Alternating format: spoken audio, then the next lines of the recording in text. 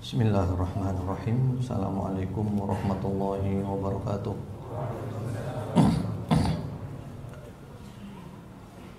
Innal hamdalillah nahmaduhu wa nasta'inuhu wa nastaghfiruh wa na'udzu billahi min shururi anfusina wa min sayyiati a'malina. Man yahdihillahu fala mudilla lahu wa man yudlil fala hadiya lahu. وأشهد أن لا إله إلا الله وحده لا شريك له وأشهد أن محمدا عبده ورسوله صلى الله عليه وعلى آله وسلم تسليما كثيرا أما بعد اللهم إنا نسألك علما نافعا ونعوذ بك من علم لا ينفع. Ma'asyiral muslimin, Bapak-bapak, ibu-ibu, saudara-saudara sekalian, ikhwan wa akhwat fillah rahimakumullah. Hari ini hari Rabu, tanggal 14 Rajab 1435 Hijriah yang bertepatan dengan 14 Mei 2014. Insyaallah kita lanjutkan kajian kita dari kitab Hisnul Muslim. Setelah kemarin kita sering libur, InsyaAllah mudah-mudahan sampai Ramadan nanti tidak ada libur. Mudah-mudahan InsyaAllah. Hari ini kita sudah berada di pertengahan bulan Rajab. Berarti sebentar lagi kita masuk bulan Ramadan, kurang lebih 1,5 bulan. Dan bulan Rajab ini adalah bulan persiapan, start untuk menuju ke bulan Ramadan. Para ulama diantaranya Al-Hafidh Ibnu Rajab rahimahullah ta'ala menyebut bahwa bulan Rajab ini ibaratnya adalah bulan menanam, dan setelahnya bulan Sya'ban adalah bulan menyirami tanaman itu. Dan bulan Ramadan adalah bulan panen dari apa yang telah kita tanam. Atau juga para ulama menyebutkan sebagaimana dinukil oleh Al-Hafidh Ibnu Rajab rahimahullah ta'ala bahwa bulan Rajab ini ibaratnya angin, dan bulan Sya'ban ibaratnya mendung, dan bulan Ramadan ibaratnya adalah hujan. Dimulai dari angin dulu, terjadilah mendung, turun hujan. Jadi kalau kita ingin kebaikan-kebaikan pada bulan Ramadan, maka startnya adalah dimulai dari bulan Rajab ini dengan memperbanyak ibadah, sehingga masuk bulan Sya'ban ibadah terasa lebih mudah. Puncaknya pada bulan Ramadan sangat mudah kita melakukan ibadah. Dan puncak yang paling puncak adalah 10 hari terakhir dari bulan Ramadan. Semoga Allah subhanahu wa ta'ala memberikan kepada kita semuanya sehat walafiat, selamat, sejahtera, istiqamah, bisa bertemu Ramadan, beribadah dengan sebaik-baiknya. Dan mudah-mudahan semua ibadah kita lakukan dengan ikhlas, sesuai dengan sunnah Rasulullah Muhammad SAW, dan dikabulkan oleh Allah subhanahu wa ta'ala. Allahumma amin. Mengenai kitab Hisnul Muslim, kita masih berada di Adhkarun Naum, zikir-zikir yang dibaca ketika hendak tidur. Terakhir sampai di mana? Sampai mana? Iya. Terakhir kita membahas bahwasanya di antara zikir yang dibaca menjelang tidur adalah 2 surat yang agak panjang sedikit, yaitu Alif Lam Mim As-Sajdah dan surat Tabarak. Sebagaimana hadis riwayat At-Tirmidzi, An-Nasa'i dengan sanad yang sahih melalui jalan sahabat Jabir bin Abdullah radhiyallahu ta'ala anhu, beliau mengatakan, kana sallallahu alaihi wasallam la yanamu hatta yaqra Alif Lam Mim As-Sajdah wa tabarakalladzi biyadihil mulk. bahwasanya Rasulullah Muhammad SAW tidak tidur sehingga membaca surat As-Sajdah dan surat Al-Mulk atau Tabarak. Yang lalu sudah kita bahas bahwa dua surat ini kalau bisa dibaca mau tidur baik, kalau tidak memungkinkan khawatir ngantuk, khawatir ketiduran, yang penting surat ini dibaca pada waktu malam. Dibaca ba'dal maghrib tidak apa-apa, dibaca ba'dal isya tidak apa-apa. Karena juga ada riwayat-riwayat yang cukup banyak dan bisa dijadikan argumentasi lebih khusus tentang surat Al-Mulk. Mari sekarang kita bahas tentang surat Al-Mulk ini. Surat Al-Mulk termasuk surat yang mempunyai banyak keutamaan. Yang lalu mungkin kita sempat menyinggung bahwasanya tidak sedikit hadits-hadits yang berkaitan dengan fadail, keutamaan-keutamaan surat-surat tertentu atau ayat-ayat tertentu. Tidak sedikit hadits itu yang tidak sahih. Sehingga kita perlu mengkaji kembali haditsnya sahih atau tidak kalau kita mau berbicara ilmiah. Dan bahkan tidak sedikit pula yang palsu. Karena zaman dahulu, terutama pada masa Al-Imam Abu Hanifah rahmatullah alaih, manusia cenderung kepada fikih sehingga seakan-akan mengabaikan Al-Quran. Lalu ada orang-orang yang punya niat baik, menulis hadits-hadits keutamaan surat ini, ayat ini, siapa membaca ini, ganjarannya begini dan begitu, macam-macam. Niatnya baik supaya orang kembali membaca Al-Quran. Disebarkan hadits itu dan berhasil. Kemudian si pengarang hadits itu menjelang wafatnya mengaku bahwa dia telah memalsukan sekian banyak hadits tentang keutamaan surat ataupun ayat tertentu. Karena itu sekali lagi umat Islam ini umat yang lain daripada yang lain. Umat Islam ini disebut dengan ummatus sanad, umat yang punya sanad. Agama lain tidak ada. Antum cari agama lain, Yahudi, Nasrani, Hindu, Buddha, punya enggak mereka sanad? Ya.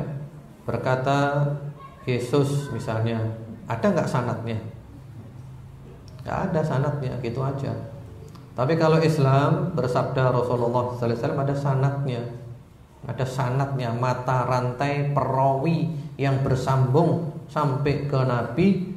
Bahkan semua perawi itu dikenal dengan baik, dengan jelas, dibukukan. Siapa perawi ini? Siapa orangnya? Seperti apa orangnya? Bisa dipercaya enggak? Bisa dijadikan hujah enggak? Untuk membuktikan keotentikan hadis dari Rasulullah Muhammad sallallahu alaihi wasallam, sehingga dikenal dengan ilmu mustalah hadis. Ya, ilmu mustalah hadis ini penting. Dan alhamdulillah sudah banyak buku-buku terjemahan, di antara buku yang bagus tentang ilmu mustalah hadis, ya, sistematis, gampang, bahkan juga dengan mudah didapatkan, baik cetakan Arabnya ataupun mungkin terjemahannya, yang berjudul Taisir Mustalahil Hadis, yang ditulis oleh Fadilatul Syekh Dr. Mahmud At-Tahan. Ini juga dijadikan mata kuliah di Universitas di Timur Tengah. Nah, mengenai surat Al-Mulk, memang banyak hadis yang tidak sahih, yang dhaif tentang keutamaannya. Namun banyak juga hadis-hadis yang sahih dan hasan tentang keutamaannya. Mari kita bahas pada malam hari ini tentang fadlu suratil mulk, keutamaan surat Al-Mulk yang berada di permulaan juz ke-29. Yang pertama-tama,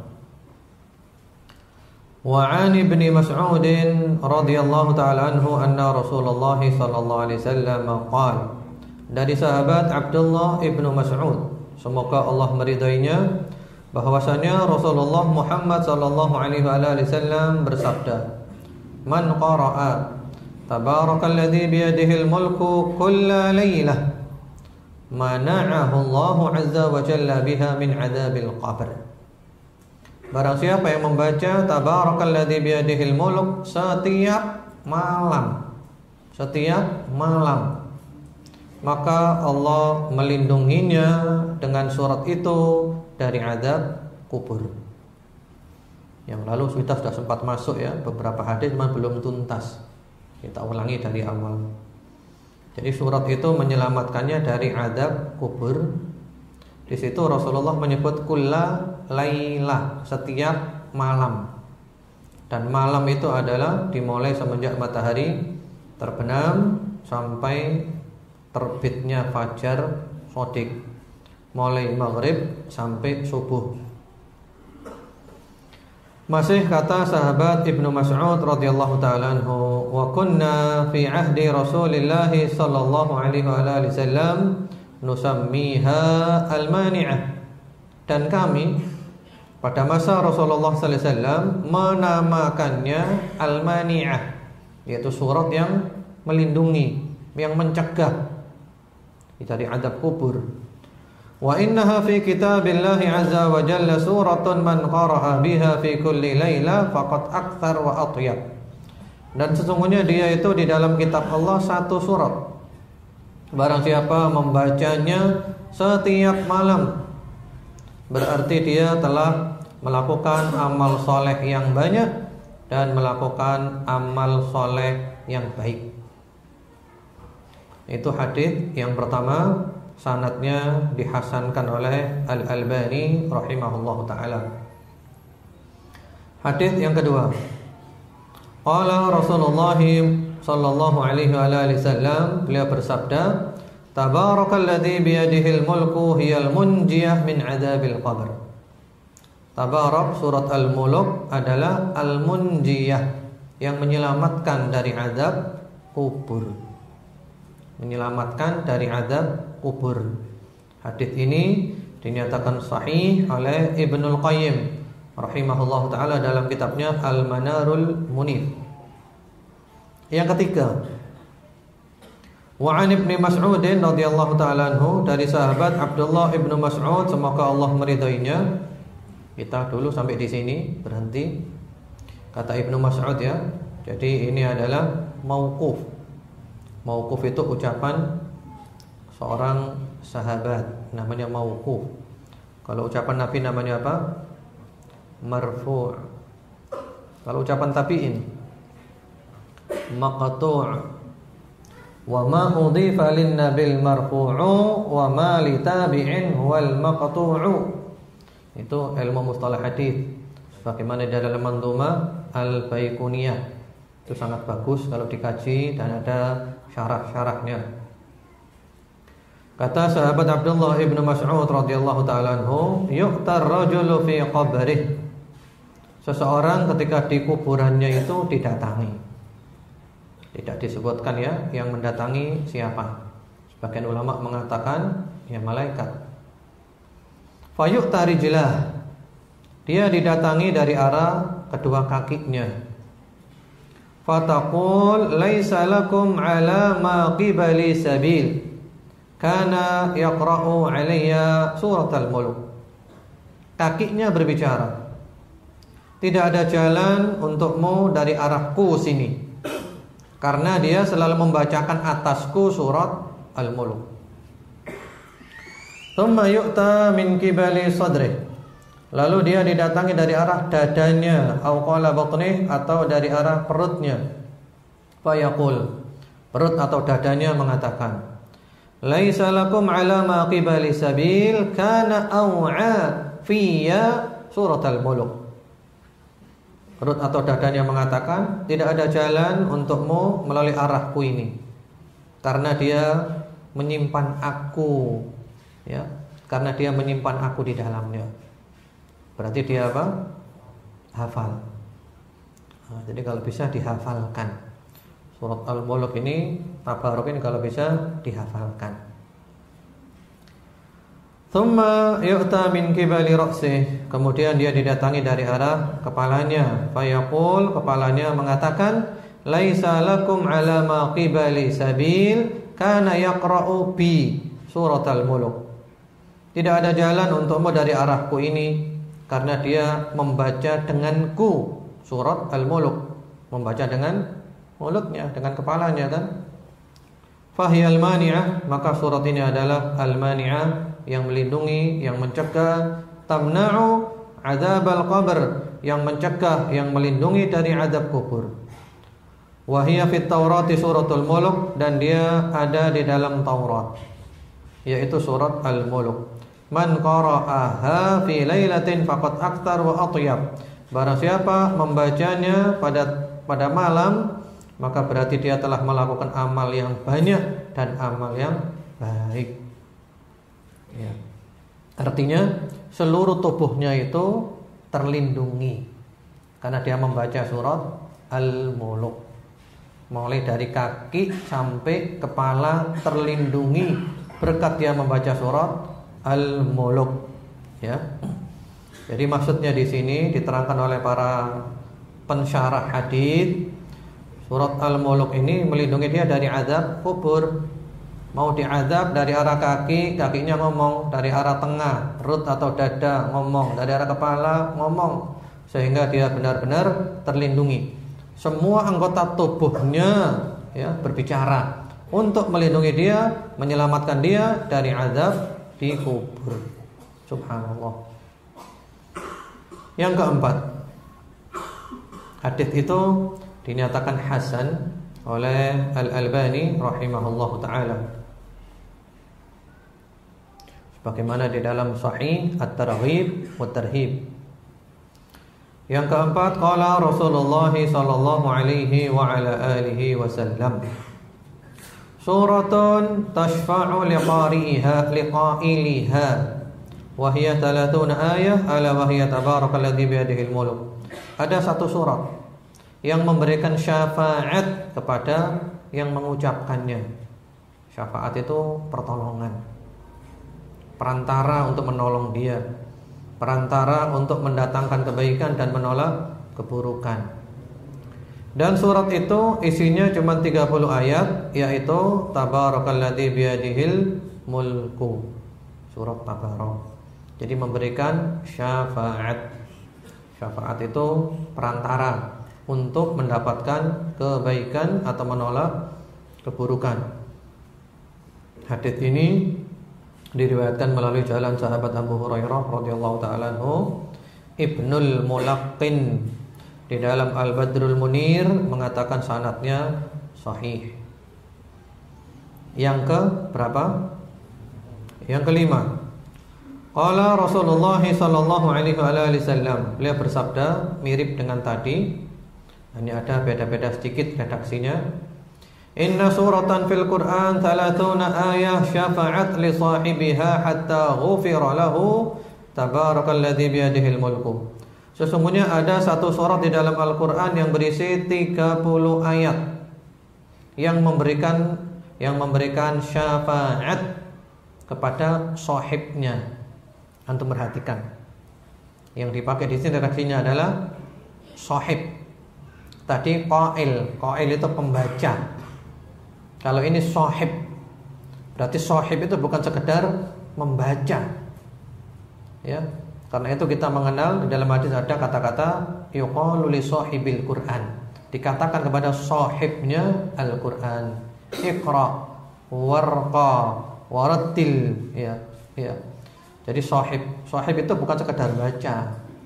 Sahib itu adalah yang selalu berteman dengan Al-Qur'an, seperti sahabatnya sudah Al-Qur'an itu.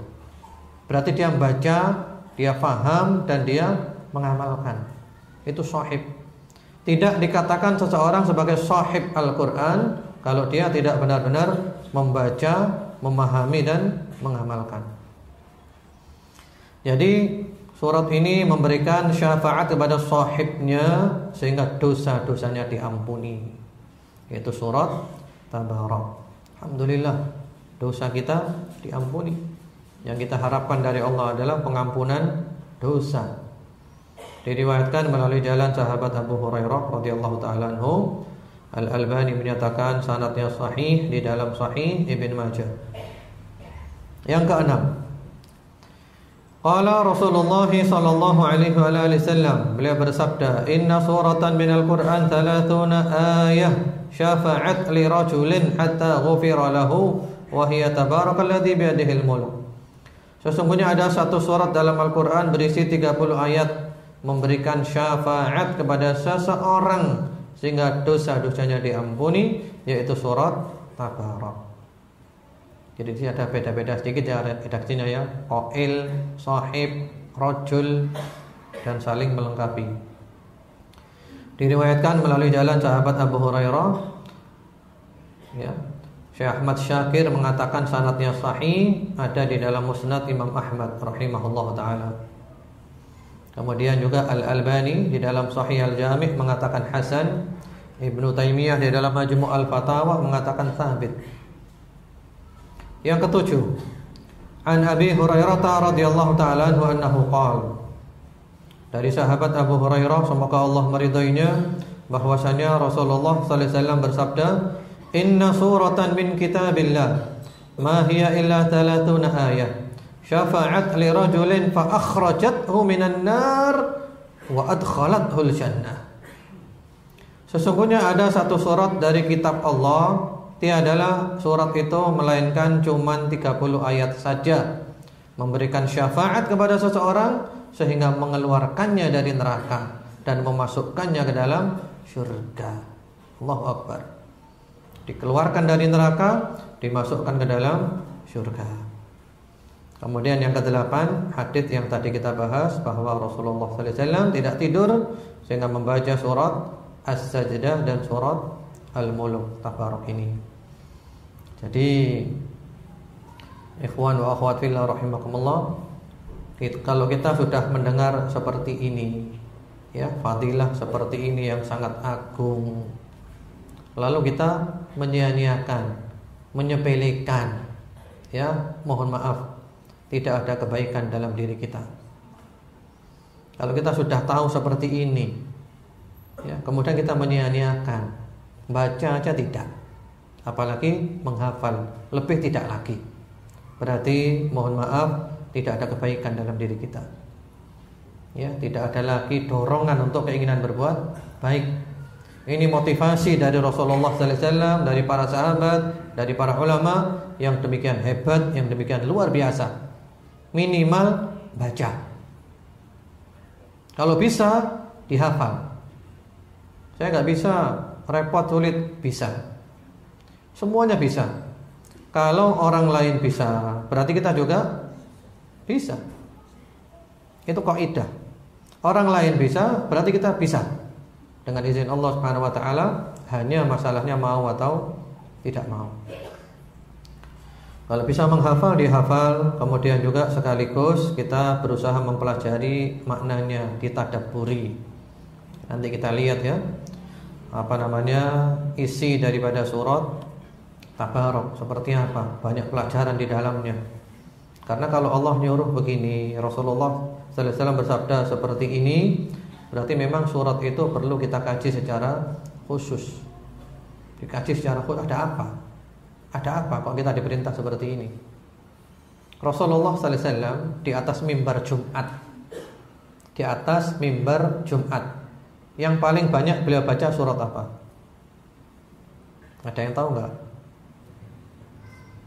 Di atas mimbar Jumatan, yang paling banyak beliau baca surat apa?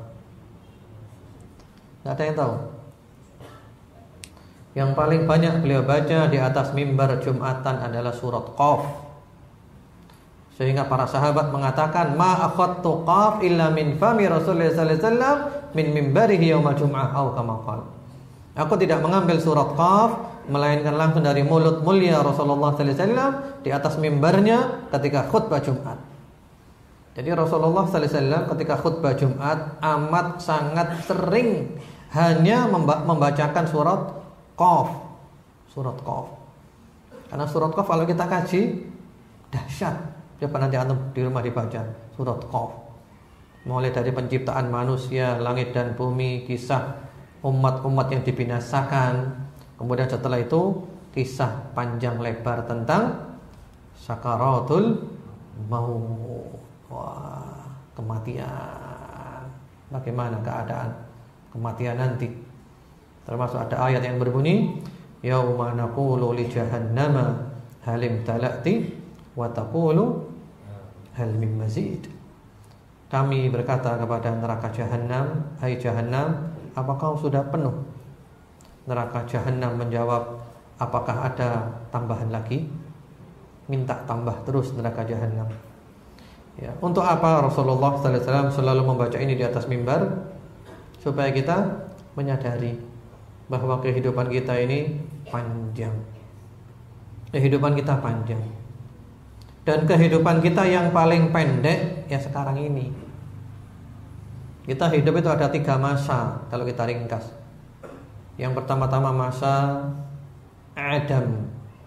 Hal ata 'alal insani hinum minad dahri lam yakun syai'an madhkura.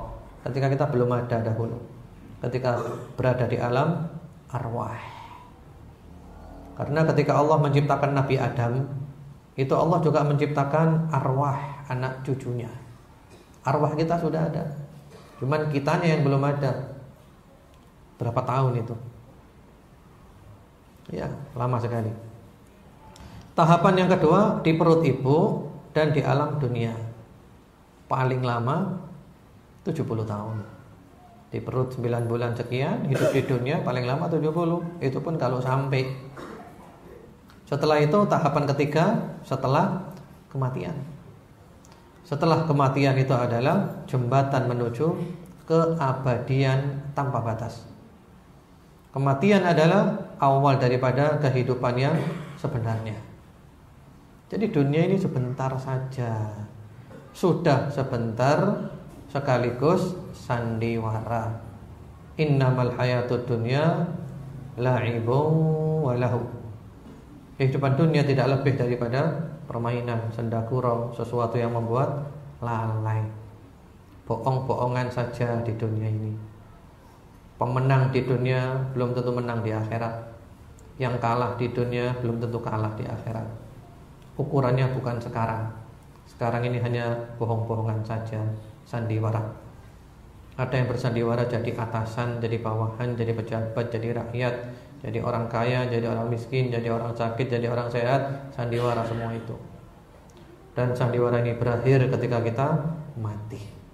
Barulah kita berada di alam nyata. Ya. Karena itu kalau orang selamat dari azab kubur, maka yang setelahnya insya Allah selamat. Kalau tidak selamat di kubur, yang setelahnya sulit untuk selamat. Mari kita lihat hadis yang diriwayatkan oleh Imam Ahmad At-Tirmidzi dan sanadnya dinyatakan sahih oleh Al-Albani rahmatullahi alaih. Sahabat Utsman bin Affan radhiyallahu taala anhu, Dzun Nurain wal Hijratain. Sahabat Utsman ini diberi gelar Dzun Nurain, yang mempunyai 2 cahaya. Kenapa?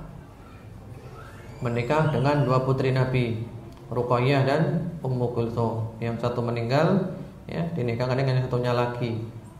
Ini berarti Nabi cinta kepada Utsman, diambil sebagai menantu. Dan Utsman adalah sahabat yang baik, termasuk ahlul jannah. Kenapa diberi gelar Dzun Nurain wal Hijratain, dan mempunyai 2 hijrah? Kenapa? Karena beliau hijrah 2 kali. Hijrah ke Habasyah, Ethiopia, dan hijrah ke Madinah. Pada suatu hari sahabat Utsman datang ke kuburan. Falidzalika kana Utsman radhiyallahu ta'ala anhu idza atal qubura baka hatta yabulla lihyatahu bid-dumu'. Sahabat Utsman bin Affan radhiyallahu ta'ala anhu kalau datang ke kuburan, beliau nangis sehingga jenggotnya basah dengan air mata. Orang-orang dulu itu gitu, nggak seperti kita. Kalau kita ke kuburan malah guyonan, kuburan guyonan. HP-nya bunyi, yang ini bunyi nada daringnya dangdutan, ini nada daringnya ya semacam-macam lah di kuburan seperti itu. Orang itu semakin bersih hatinya, semakin banyak takut. Semakin kotor hatinya, semakin berani. Lalu diriwayatkan oleh Hani Maula Uthman, dari Hani pembantu Uthman radhiyallahu taala anhuma, annahu qala, sahabat Uthman berkata, Hani berkata, Uthman radhiyallahu taala anhu idza waqafa ala qabrin baka hatta yabulla lihiyatahu faqila lahu tadhkar al-jannah wan nar fala tabki wa tabki min hadha. Uthman bin Affan radhiyallahu taala anhu apabila berhenti di kuburan, beliau nangis sehingga jenggotnya basah oleh air matanya. Lalu beliau ditanya, ketika disebutkan tentang surga dan neraka, Anda enggak nangis. Tapi ketika Anda di kuburan, Anda nangis. Kenapa? Faqala, beliau berkata, inna Rasulullah sallallahu alaihi wasallam qala, sesungguhnya Rasulullah sallallahu alaihi wasallam bersabda, al-qabru awwalu manazilil akhirah. Al-qabru awwalu manazilil akhirah. Kuburan itu adalah tempat singgahan pertama akhirat. Jadi kalau kita mau ke akhirat, singgah pertamanya itu di kuburan dulu. Fa in yanju minha fama ba'dahu aisar minhu. Kalau selamat dari kuburan itu, yang setelahnya lebih mudah untuk selamat. Wa illam yanju minhu fama ba'dahu asyaddu minhu. Kalau tidak selamat dari kuburan itu, yang setelahnya lebih sulit lagi. Subhanallah. Dan surat ini alhamdulillah, surat Al-Mulk, kalau kita baca, kita hafal, alangkah senangnya kalau di dalam dada kita ini ada kitab Allah. Jadi usahakan di dalam dada kita ini ada kitab Allah. Jangan sampai dada kita ini kosong, tidak ada kitab Allah, tidak ada firman-firman Allah Subhanahu wa taala. Rumah kalau kosong, rumah kosong tidak berpenghuni, ya. Rumah kosong tidak berpenghuni. Yang terjadi apa di rumah itu? Yang terjadi apa? Yang terjadi apa? Apa? Yang terjadi rumah itu kotor, iya kan? Banyak apa namanya? Iya, kotor-kotoran. Kemudian dihuni oleh siapa? Ya dihuni yang kelihatan aja, Pak. Yang kelihatan dulu aja. Jangan yang tidak kelihatan dulu. Dihuni oleh ya kecoa, ya tikus, seperti itu. Dan juga rumah yang tidak dihuni, rumah itu akan rusak, bocor semuanya, rusak. Itu rumah yang kosong. Ya. Bagaimana pula dengan dada yang kosong daripada kitab Allah. Di dalam dada itu tidak ada isinya firman-firman Allah Subhanahu wa taala. Maka dada itu lebih rusak, lebih kotor dari rumah yang kosong tersebut. Jadi kita usahakan di dalam dada kita ini ada firman Allah Subhanahu wa taala. Tahfidzul Quran, belajar menghafal itu penting. Kalau kita kembali kepada para salafus saleh rahmatullahi alaihim ajma'in, metode pendidikan para salafus saleh, ya, enggak ada khilafiyah. Kalau antum membaca adab menuntut ilmu yang ditulis oleh para ulama, dan alhamdulillah kami juga sempat mengkaji bulan Ramadan 2 tahun yang lalu 101 adab menuntut ilmu.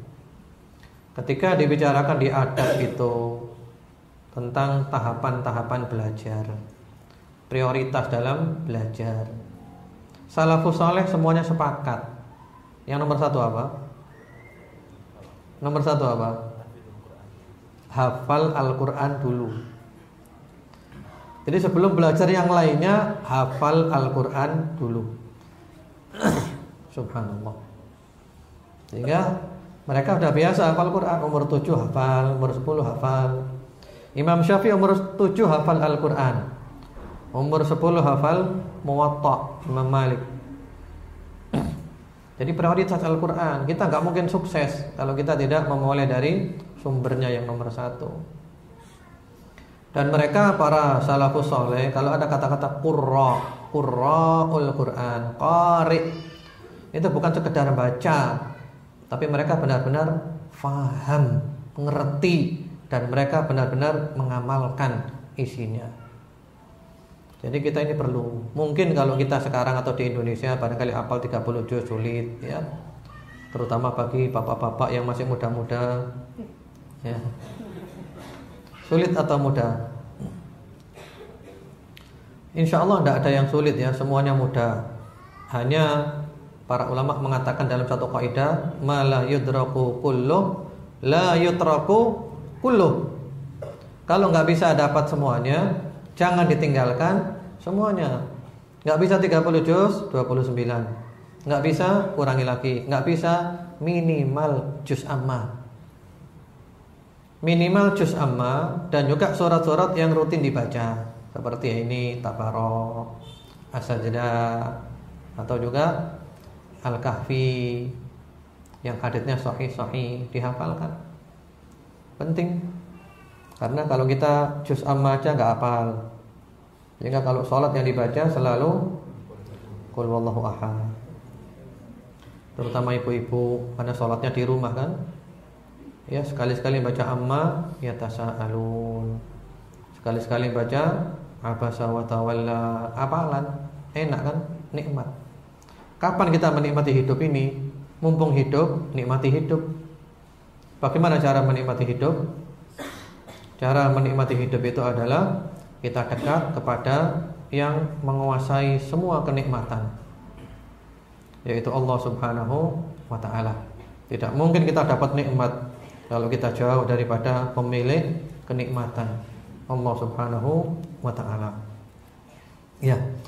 Jadi harapannya dengan surat Al-Mulk ini dibaca, dipelajari isinya, dihafalkan, mudah-mudahan kita selamat dari azab kubur. Dan kalau sudah selamat dari azab kubur, alam kuburnya menjadi taman di antara taman-taman surga, berarti nanti proses hari kiamat lebih mudah lagi. Harapannya seperti itu. Mari kita lihat ya, karena waktunya terbatas, kita pilih aja ayat-ayat ya dari surat Al-Mulk. Di situ ayat yang kedua yang berbunyi alladzi khalaqal mauta wal hayata liyabluwakum ayyukum ahsanu amala. Allah yang menciptakan kematian dan kehidupan. Ada orang mati, ada orang hidup. Tujuannya apa? Hidup dan mati tujuannya apa? Tujuannya adalah liyabluwakum, untuk menguji kamu. Nah, kita harus sadar memang ini adalah ujian. Dunia ini adalah tempat ujian, diuji. Selalu saja ujian itu ada. Ya, terutama 3 ujian: problem rumah tangga, problem ekonomi, problem kesehatan, dan juga mungkin problem-problem yang lainnya.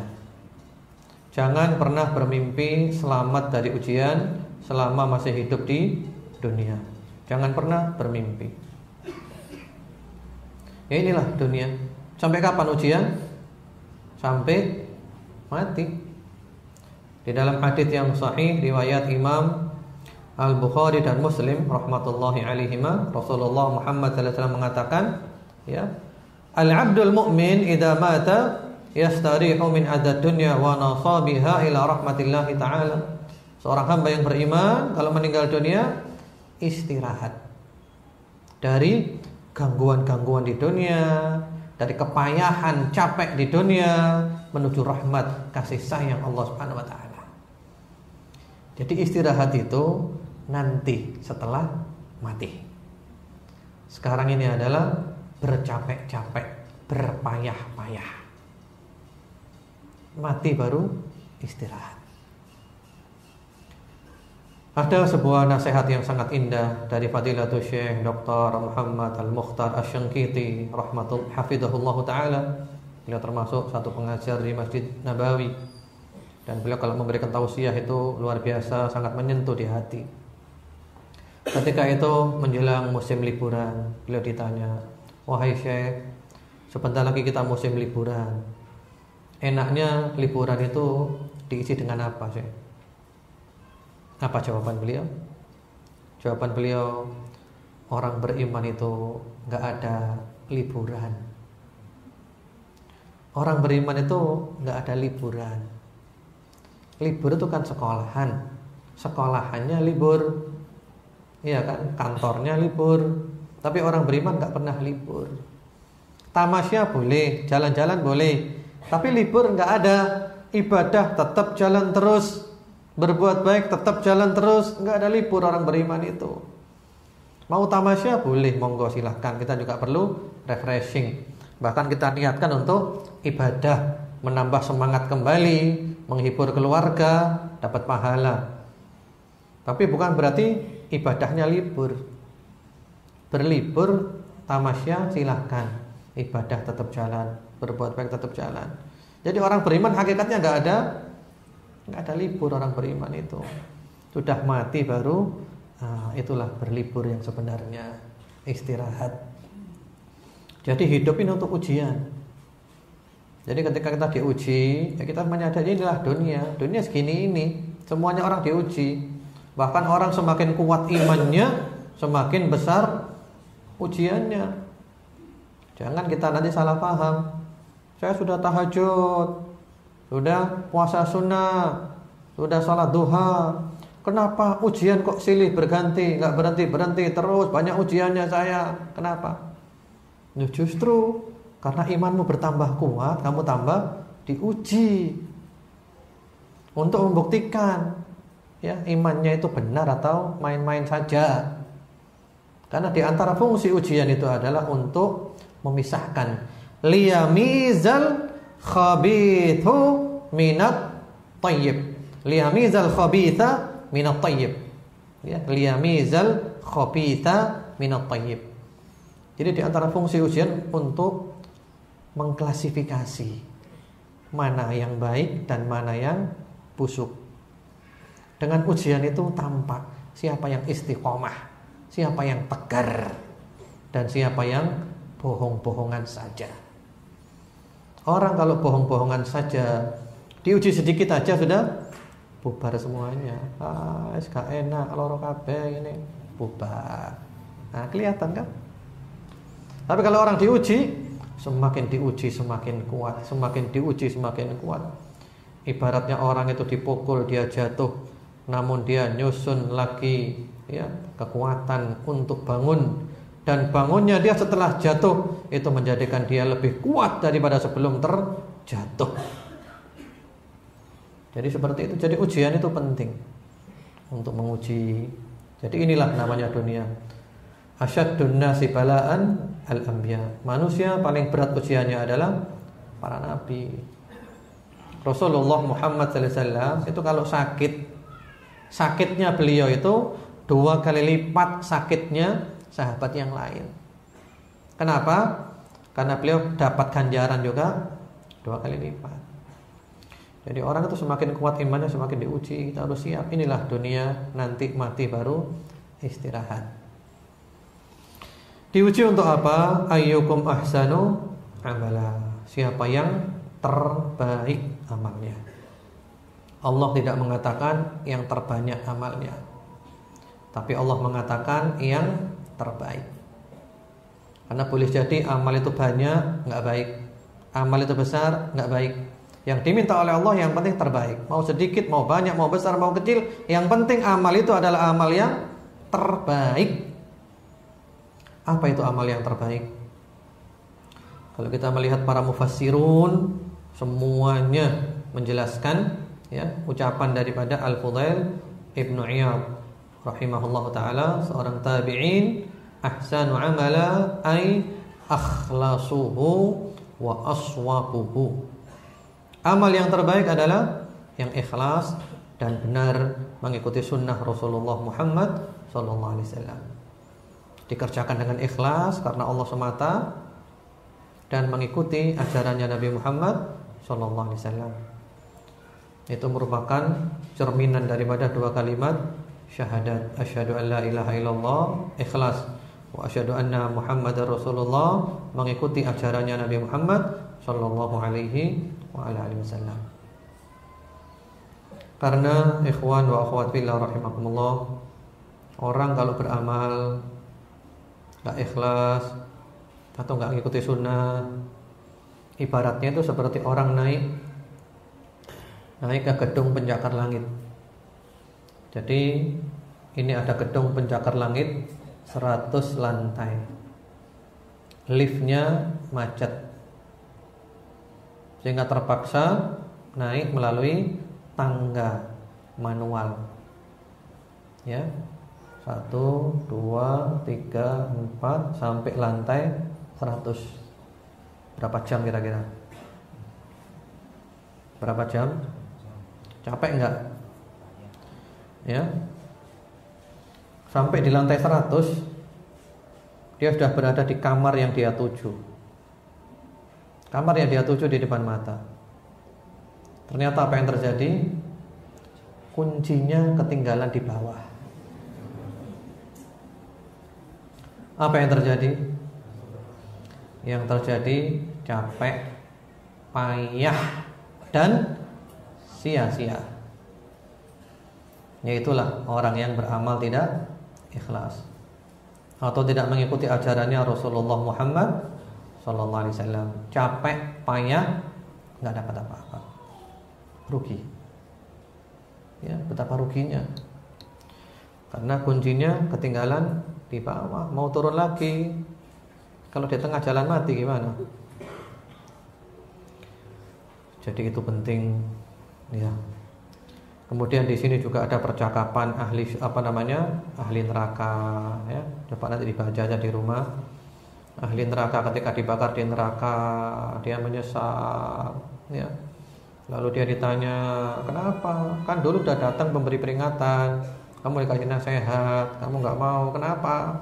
Ya, dia menyesal, dia mengatakan, "Wa qalu law kunna nasma'u aw na'qilu ma kunna fi ashabis sa'ir." Aduhai, sekiranya kami dulu mau mendengarkan, kami mau memikirkan, kami tentu tidak akan masuk ke dalam neraka. Ya, jawabannya fa'tarafu bidzambihim fasuhqal li ashabis sa'ir. Ngakui dosanya tapi enggak ada gunanya. Sesal dahulu pendapatan, sesal kemudian tiada guna. Ya, masih banyak lagi. Kemudian juga ayat nomor 19, awalam yarau ila at-tayri fawqahum shaffatin wa yaqbidun ma yumsikuhunna illa ar-rahman innahu bikulli syai'in basir. Burung itu bisa terbang kenapa? Karena Allah yang menjadikannya bisa terbang. Pesawat bisa terbang, yang menjadikan dia terbang adalah Allah. Enggak dijaga oleh Allah, jatuh. Cuaca sebagus apapun, pesawat sehebat apapun, pilot sepinter apapun, kalau Allah enggak jaga, jatuh. Sehingga ketika kita naik pesawat, mulai dari landing, ya, take off-nya lancar sampai landing lancar semuanya, apa yang kita katakan? Yang kita katakan adalah alhamdulillah, alhamdulillah Allah menyelamatkan kita. Jangan kita mengatakan, wah, lancar karena cuacanya bagus, lancar karena pilotnya pinter. Syirik. Ini syirik ini. Namanya syirik khafi, yang tersembunyi. Kita menisbahkan nikmat kepada selain Allah Subhanahu wa taala. Kalau kita mau menyebut cuaca atau menyebut pilot, Allah dulu disebut. Alhamdulillah kita diselamatkan oleh Allah. Kemudian pilotnya pintar. Kemudian cuacanya bagus. Jadi Allah dulu. Kemudian juga di ayat nomor 15, "Walladzi ja'ala lakumul arda dhalulan famshu fi manakibiha wa kulu mir rizqihi wa ilaihin nusyur." Dialah Allah yang menjadikan bumi itu mudah bagi kamu, maka berjalanlah di segala penjurunya dan makanlah sebagian dari rezekinya. Keliling kamu cari rezeki, maksudnya gitu. Jadi keliling cari rezeki. Bumi Allah itu luas. Di sini sempit, masih banyak yang lainnya. Bumi Allah itu enggak kecil. Itu aja dulu. Silahkan nanti dikaji sendiri surat Al-Mulk, dan semoga kita dimudahkan oleh Allah untuk mengamalkannya, membacanya, mempelajarinya, dan sekaligus juga menghafalnya. Allahu a'lam. Saya kira cukup. Semoga kajian kita bermanfaat. Allah menjadikan kita istiqamah dan umur kita ditutup dengan husnul khatimah. Allahumma amin.